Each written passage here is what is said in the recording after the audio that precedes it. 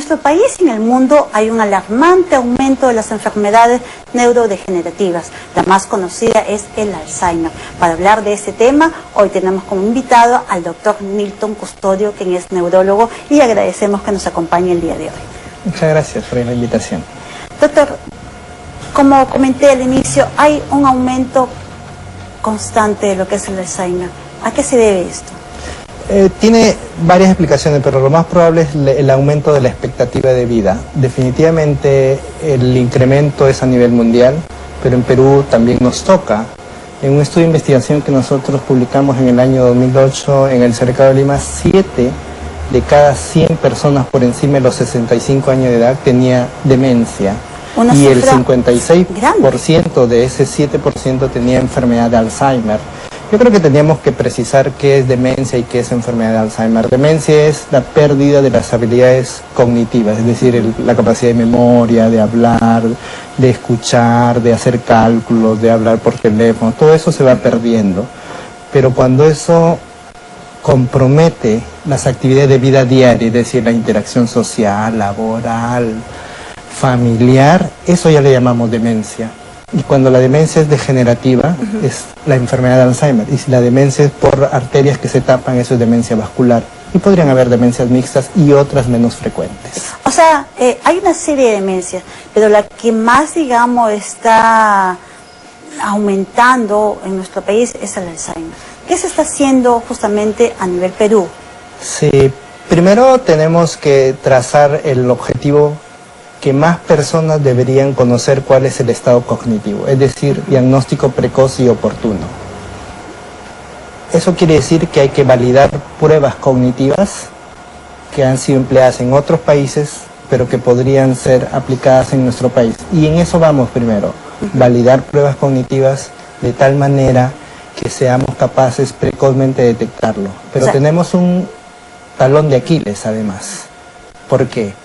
El nivel de instrucción de nuestra población es bajo, entonces todos los test cognitivos que se aplican son para personas altamente instruidas, entonces no se pueden aplicar en personas de bajo nivel de instrucción. Menos de 4 años, un mini mental de 25 es normal para ellos, pero para una persona de 8 años de instrucción ya tiene Alzheimer. Entonces tenemos que encontrar primero herramientas cognitivas breves para personas de bajo nivel de instrucción. Ok, ¿es posible poder prevenir el Alzheimer? Difícil pregunta de contestar, pero sí hay factores de protección para evitar el desarrollo de una enfermedad de Alzheimer tan florida. Definitivamente lo que no podemos prevenir es el depósito de estas proteínas anormales. Pero si tú tienes un paciente con riesgo de enfermedad de Alzheimer, que además es hipertenso, además es diabético, es fumador o consumió cocaína o tuvo traumatismos craneales múltiples, tiene peor pronóstico que alguien que no tiene estos factores. Entonces lo que recomendamos es, a ver, si tu mamá tuvo pues enfermedad de Alzheimer y tú tienes el riesgo, o sea, controla tu presión alta, baja tus niveles de glucosa, haces ejercicio aeróbico, no fumes y contrólate y haz vida sana y interacción social, que es lo más importante. Eso no significa que sea hereditario, ¿o sí? Es una pregunta muy interesante porque felizmente la enfermedad de Alzheimer solo es hereditario en el 5% de casos. El 95% de casos es Alzheimer esporádico. Eso quiere decir que el factor edad tiene mucho que ver. A mayor edad, mayor posibilidad de tener enfermedad de Alzheimer. Se dice también de que uno de los métodos probables de contrarrestar o evitarla es leer mucho, hacer crucigramas. ¿Qué tan cierto es ello? Eso es muy cierto. Ese término que estamos empleando mucho se llama reserva cognitiva. Reserva cognitiva significa toda la capacidad de aprendizaje cultural y de conocimientos que has tenido a lo largo de tu vida.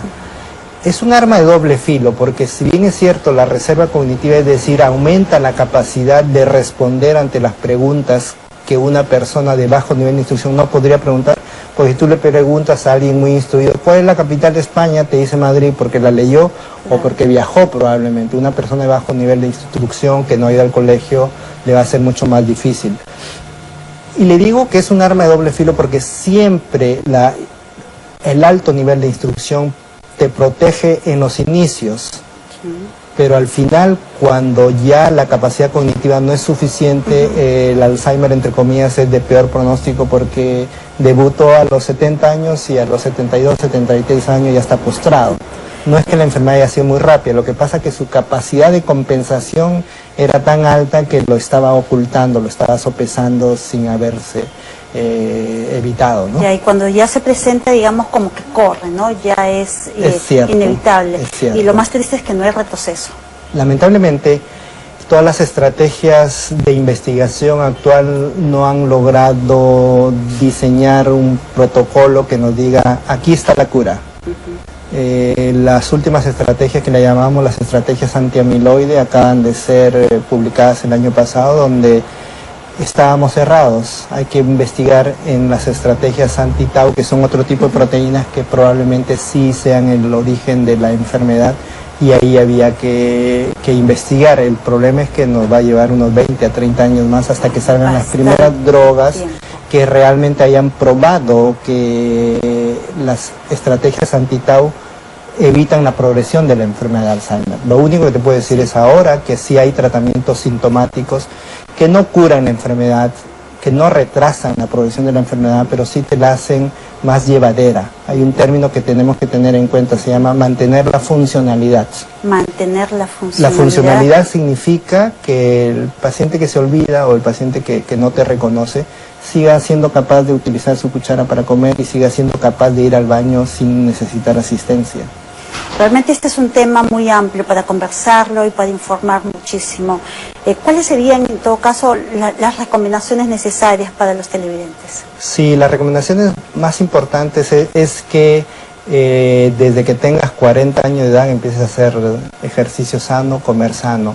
Nosotros tenemos un profesor en Nueva York que nos decía, yo no sé qué hace tanto viejito corriendo si a los 30 años están comiendo comida chatarra y sentado en las oficinas. Entonces la recomendación es haga ejercicio, haga interacción social y manténgase ocupado en todas las horas del día mientras sea posible. Doctor Custodio, muchísimas gracias por habernos acompañado. Tomemos muy en cuenta cada una de las palabras y los consejos que nos acaba de dar el doctor Custodio. Hay que socializar más en todas las etapas de nuestra vida. Ya volvemos.